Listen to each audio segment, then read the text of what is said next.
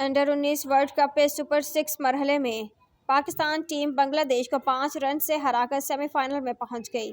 जनूबी अफ्रीका के शहर बेनोनी में खेले गए मैच में बांग्लादेश ने टॉस जीतकर पाकिस्तान को बैटिंग की दावत दी। पाकिस्तानी ओपनर ने 37 रन का आगाज फराहम किया। शामिल हुसैन 19 और शाहजेब खान 26 रन बनाकर आउट हो गए। मिडल में अरफात मनहास ने 34 रन की इनिंग्स खेली। अली असफंद ने 19 रन बनाए। ग्रीन शर्ट्स 41वें ओवर में 155 रन बनाकर आउट हो गई।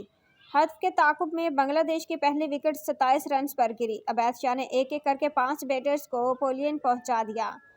बांग्लादेश की 9वीं विकेट 127 रन पर गिर गई, लेकिन 10वीं विकेट पर रहानदुल्ला और मारूफ मरीधा स्कोर 150 तक ले गए।